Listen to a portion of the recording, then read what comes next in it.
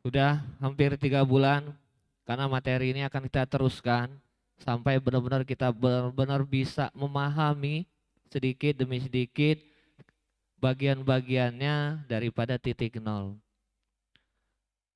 Kita akan terus bahas tentang titik nol sampai kita benar-benar bisa paham. Karena sejauh ini yang kita semua merasakan kita sudah berapa memahami tentang praktek-prakteknya dari bagian-bagian kecil. Di minggu kemarin kita belajar tentang untuk mencari tahu, menanyakan apa sih maksudnya dari setiap keadaan yang hadir dalam kehidupan kita. Dengan kita belajar mencari tahu setiap keadaan, kita akan belajar lebih peka lagi terhadap keadaan. Misal pagi ini kenapa gua ketemu sama si A? Adakah yang bisa kita cari tahu maksud Tuhan kita bertemu sama si A? Atau kenapa kendaraan yang kita pakai tiba-tiba mogok? Atau keadaan pekerjaan yang tiba-tiba kayaknya sulit? Sini, sini, sini, diri. Sesuai kesepakatan tadi, kalau acara sudah dimulai, yang baru datang berdiri dulu di sini. Nanti ada temennya, sini dulu berdiri. Jadi bukan bukan bukan gue yang memutuskan tadi, semuanya sepakat tadi.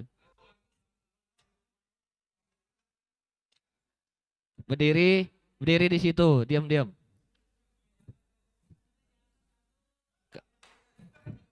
Kaki, kaki angkat satu, angkat satu.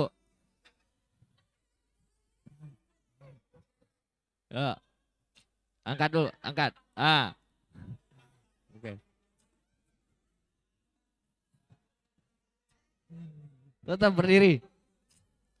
Ya, berdiri dulu. Nanti ada temennya tuh, asal berapa banyak belum datang. Apa tadi? Lupa gue jadi. Nah, jadi dengan kita belajar mencari tahu maksudnya, kita akan melibatkan Tuhan selalu dalam keadaan kita, dalam keseharian kita. Kenapa? Kita akan bertanya, ya Allah, kenapa sih gue ketemu sama si A ini pagi ini? Ya Allah, kenapa sih kayak pekerjaan yang gue kerjakan sekarang kayak rasanya sulit? Ya Allah, kenapa kok gue dari tadi kayak kebingungan? Atau oh gue dihadapkan konsumen yang nyebelin kok begini, kenapa sih ya Allah, maksudnya apa, kita terus cari tahu sehingga kita secara tidak langsung melibatkan Tuhan dalam keseharian kita. Disinilah kita akan menumbuhkan kepekaan, kepekaan yang akhirnya apa ya, ini buah daripada latihan tadi, sehingga akhirnya kita ya kayaknya apa ya, bukan kesel dulu yang di depan. Bukan kesel dulu yang di depan. Karena kita belajar cari tahu ya setiap harinya. Kalau kemarin gue tanya, coba flashback seminggu ke belakang apa yang bisa jadi pelajaran praktek titik nol kemarin. Ternyata ada yang lewat dari seminggu, ada yang bulan kemarin, ada yang beberapa waktu yang lalu yang disampaikan. Kenapa nggak hari ini yang diceritakan? Kan itu. Kenapa? Karena nggak ngeh kalau hari ini kita melewati hari ini, bahwa dalam hari ini banyak kebesaran Tuhan yang kita lalui. Banyak hal-hal yang dihadirkan oleh Tuhan dalam keseharian kita, cuma kitanya nggak peka sama keadaan itu. Tuh kalau boleh gua cerita hari ini tadi, ya ibu, ya mertua lah, mertua mau pulang kampung lagi karena baru dari sini. Dari tadi mau ke loket. Ah itu ajak satu. Eh, eh, temenin si Eka dulu. Jadi hari ini tadi mertua mau mau apa? Oh, taruh dulu, taruh dulu, taruh dulu. Oh, pokoknya berdiri dulu di sini. Jadi tadi mertua gue mau pulang, gue mau pesen Grab, susah, kagak ada, sampai coba Gojek, susah juga nggak ada. Karena belajar juga kemarin, apa sih maksudnya kan gitu. Bertanya apa sih maksudnya. Sampai akhirnya tadi, udahlah, gue coba-coba tadi karena handphone dipegang si Ayu, nelpon pakai punya si Fahmi tadi, coba ngomong sama Bang Ucok tadi. Alhamdulillah dipinjamin Bang Bunca. Jadi tadi si Ari nganterin. Cuma sebelum itu gue mampir ke rumah. Mampir ke rumah ya, gue datang ke rumah. Kalau tadi jam 11 aja gue ke sana, ke gue nggak kayaknya nggak bisa nganterin. Tapi akhirnya gue datang ke rumah, gue duduk, ibu, ibunya si Uti ngomong ini kok handphone kenapa ya? Katanya nggak kayak nggak ada sinyal gitu. Padahal baru kemarin dibeliin kartu kuota gitu kan. Oh iya, coba sini handphonenya. Gue cek, gue bikinin mode pesawat segala macam. Gue coba telepon bolak-balik biasa sama data semuanya nggak bisa. Ternyata akhirnya gue cek, oh ini belum diregistrasi kartunya. Ya, setelah gue registrasi, oh bisa. Nggak ngeh gue. Oh bisa, ternyata gue coba telepon kartu data, oh bisa. Gue ngambil kesimpulan, oh mungkin nggak sih tadi kenapa ditunda dulu berangkatnya, nggak ada Grabnya, nggak ada Gojeknya, mungkin tuh handphone minta dibenerin dulu kartunya, nggak ada datanya yang belum bisa dipakai. Gue sampai nggak, oh iya mungkin ini ya kali gitu. Walaupun mungkin maksudnya berbeda lagi, cuma karena kita mencari tahu maksudnya dalam setiap keseharian kita itu, kita akan belajar terus. Jadi peka. Jadi apa ya? Nggak kesel tadi Grabnya nggak ada, nggak kesel tadi si Gojeknya nggak ada. Akhirnya dibawa enjoy aja datang ke rumah. Oh ini ternyata maksudnya tadi. Dan kita setiap hari mengalami hal-hal yang seperti itu. Makanya kenapa kemarin gue bilangin coba flashback seminggu ke belakang, pas ceritakan apa yang menjadi pengalaman kalian mengenai pelajaran titik nol ini. Karena setiap hari itu kita selalu menemukan hal bukan berarti ketika kita bangun tidur kita tiba-tiba sudah ada di kantor. Bukan tiba-tiba bangun tidur sudah ada di kantor pemasaran. Ada prosesnya kita bangun. Bangunnya jam berapa? Kok bisa sih gue kebangunnya jam setengah 8, jam setengah 9? Apa ya maksudnya? Kok bisa sih gue kebangunnya kepagian? Alarm gue jam setengah 8, tapi gue bangunnya setengah 6. Enggak protes dulu, akan alarm belum bunyi, tidur lagi. Kau udah pasang kesiangan, ribut. Oh tadi ketemu si A, ngeselin, ribut. Nggak kayak gitu akhirnya. Ya taruh dulu, taruh dulu, taruh dulu. Taruh dulu, temenin dulu yang di depan.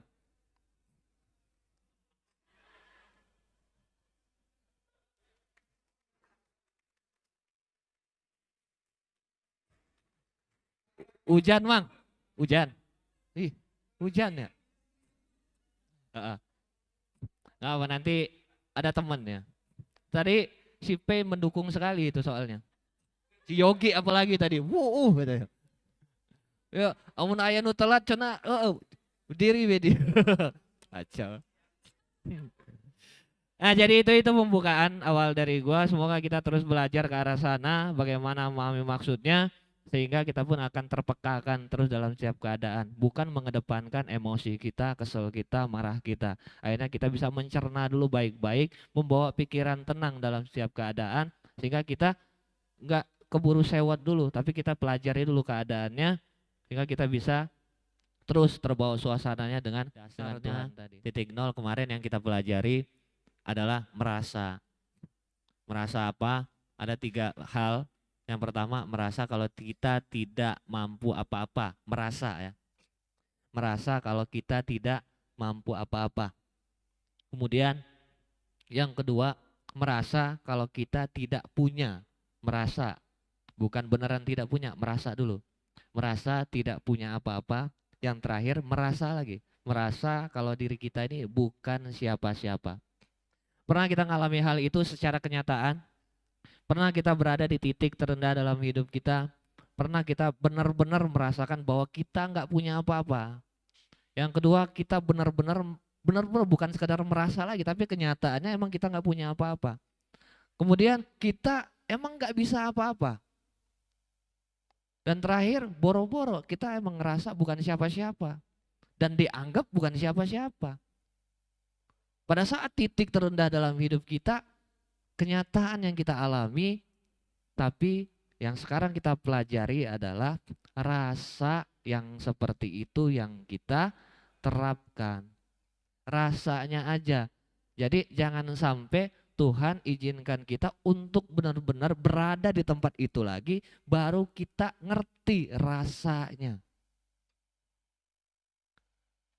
Ya, yang sudah sempat pernah merasakan, sudah sempat pernah kejadian dulunya, ingat lagi pada saat dulu, rasa seperti apa yang kita rasakan.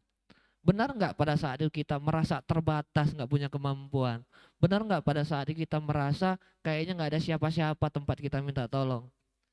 Artinya kita bukan dianggap apa-apa, nggak dianggap siapa-siapa sama orang. Boro-boro sama keluarga sendiri nggak dianggap. Di saat seperti itu kita tidak punya apa-apa. Artinya rasa yang pada saat kemarin yang kita alami, bawa rasanya dalam kehidupan kita pada saat ini. Sehingga kita akan selalu terstabilkan. Kenapa? Kita mau sombong dikit, ingat kejadian dulu, rasanya dapat. Rasa pada saat gue emang gak punya apa-apa, apa yang bisa gue banggakan? Rasa pada saat gue tidak mampu, tidak bisa apa-apa. Rasa gue bukan siapa-siapa. Rasanya itu yang dimunculin. Dan mudah-mudahan Allah jangan izinkan kita untuk berada di tempat itu. Karena kita sedang belajar rasanya. Merasakan. Sehingga dengan merasakan ini kita lepas tergantungan kita, lebih dekat kita dengan Tuhan kita. Karena udah gak tahu lagi mau kemana. Udah gak ngerti lagi mau minta tolong sama siapa. Boro-boro, keluarga aja gak nganggap kita ada. Mau minta tolong sama siapa lagi? Terus kita mau berharap kepada siapa lagi pada saat itu? Nah, rasa inilah yang harus kita bawa, kita kembangkan, kita pelajari pada saat ini sehingga kita semakin dan selalu dekat dengan Tuhan kita.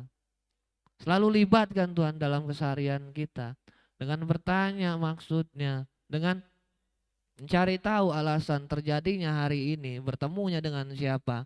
Kita akan pelan-pelan merasa peka, pelan-pelan merasa dekat, pelan-pelan akan menyaksikan bahwa setiap hari yang kita lalui adalah hal yang luar biasa. Jadi bukan hanya sekedar beruntung lagi kalau ketemu duit 1.000 di jalan, nggak bilang beruntung lagi. Tiba-tiba datangkan bebek ngambang, nggak berbicara beruntung lagi. Karena itulah keluar biasaan Tuhan, maha besarnya Tuhan, kenapa kok bisa menghadirkan hal itu dalam kehidupan kita. Artinya, ya akan terlihat yang sebelumnya tidak terlihat. Yang sebelumnya hal luar biasa sering kita alami tapi kita nggak lihat. Dengan semakin pekanya kita, hal kecil sederhana seperti apapun, kita akan menganggapnya adalah hal yang luar biasa. Ketika kita bisa jalan sekalipun, kita akan menganggap kita bisa jalan ini adalah hal yang luar biasa. Ketika kita bisa ngomong, bisa bernapas, bisa segala macam apa yang kita lakukan, kita akan menganggap hal itu adalah hal yang luar biasa. Karena banyak orang yang belum punya kemampuan itu. Banyak orang yang mungkin di luaran sana boro-boro mau berdiri, duduk aja susah. Banyak di luar sana boro-boro mau ngomong. Artinya kepekaan seperti inilah akan menumbuhkan syukurnya kita ke arah kemana? Makin dekat kita sama Tuhan tadi. Jadi kita tidak menghilangkan sama sekali. Karena kita sengaja melibatkan. Tidak menghilangkan Tuhan. Akhirnya dengan kita tidak menghilangkan Tuhan, memilih lebih dekat, keluar biasaan, kemahabesaran akan terlihat dengan sendirinya. Melalui mata hati kita. Karena keluar biasaan itu adalah masalah rasanya kita yang menganggap. Karena hal mustahil, sekali lagi gue bilang, hal yang mustahil adalah hal yang di luar logika. Artinya di luar daripada penangkapan atau daya pikir manusia. Nggak mungkin kita bilang di luar logika kalau masih dalam jangkauan pikiran kita. Artinya hal yang di luar logika ini, hal yang mustahil dipikirkan sama kita, hanya bisa diterima oleh perasaan, oleh hati. Hati ini yang bisa mengerti hal-hal yang mustahil. Hati ini yang bisa menerima hal-hal yang tidak masuk akal. Dari hati inilah bentuk keyakinan kita pada bahwa benar ada Tuhan kita. Bahwa benar ada keluar biasaan ini bukan ulah tangan manusia seperti itu. Oke, panjangan lagi.